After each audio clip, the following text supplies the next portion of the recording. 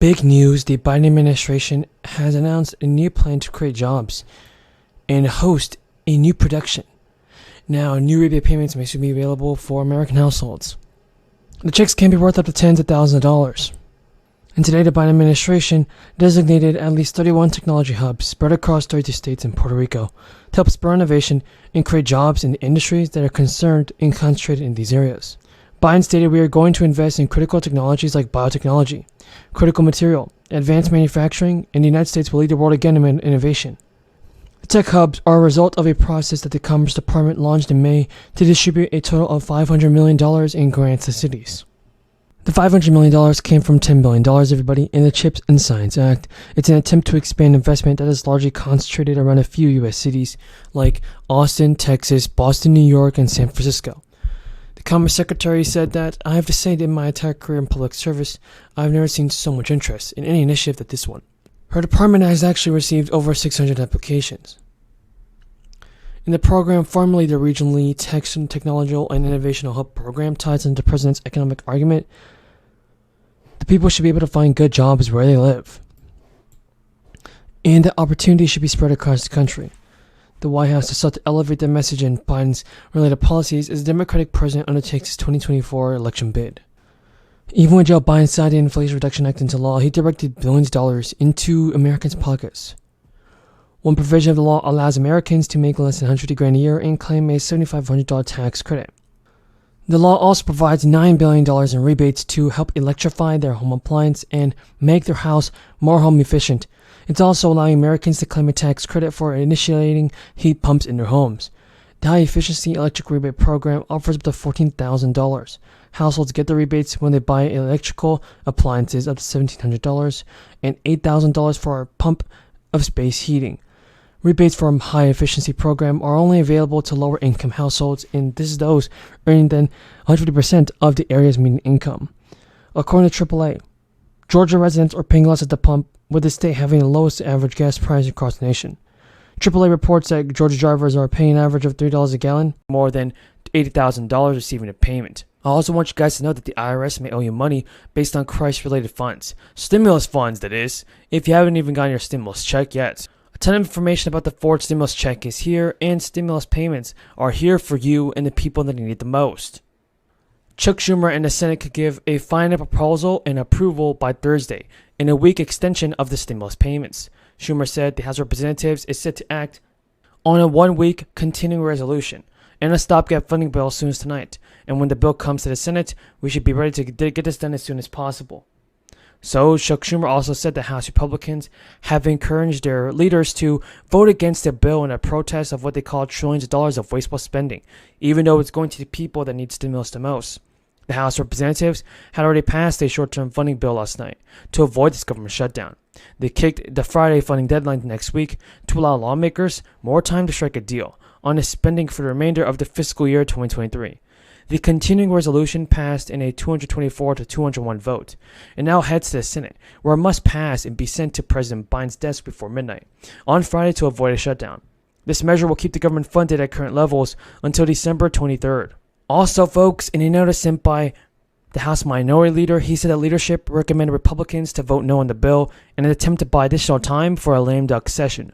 But now this means that gas prices are continuing to drop as demand lowered and oil prices held steady.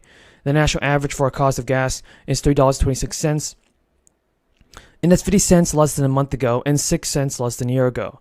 As the winter weather keeps people homebound, less demand for gas and continued stability in oil prices has contributed to the steady decline of gas prices. AAA spokesperson told Fox News that the seasonal pattern of less driving due to shorter days and crummy weather, combined with lower oil costs, is driving gas prices lower. If this trend continues, many states could see their average gas price fall by $3 a gallon. Under the weight of economic concerns, everybody, a possible surge in crisis and a changed psyche is causing oil prices last week to fall again to nearly a decade low. Oil prices have struggled mightily to hold its rally even on some potentially bullish news. each time falling back down as fundamentals look struggles. Gavin Newsom even said that he announced a proposal to penalize oil companies for reported price gouging in a bid to deter excessive price increases and keep people in California safe from this inflation spike.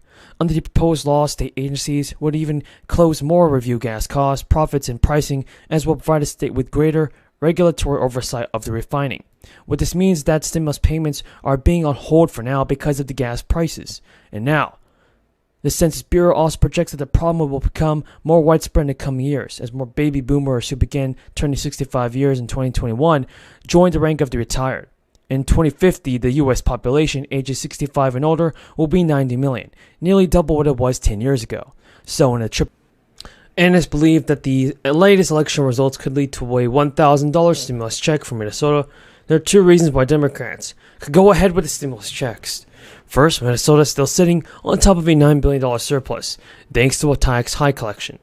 The state budget office estimated $9 billion in surplus money in March. Second, the governor, during his campaign trail speeches, reminded voters of his plan to use the surplus money to send up to $1,000 stimulus checks to individuals and up to $2,000 to couples. Governor Walz proposed sending another stimulus check again this year without reaching a consensus on how to spend the budget. And also, government employees in Georgia can expect a sizable direct payment next week. It comes after officials decide to offer a bonus Christmas check. The state is looking to retain more workers, as they have struggled to come up with enough money to pay first responders, utility workers, and other positions. The Board of Commissioners has told reporters this week that the residents deserve sustainable, high-quality county government services, and those made possible by a strong, reliable workforce. Payments will vary depending on the position. Full-time employees are set to receive $1,000, while part-time will get $750. Workers should receive payments starting this week.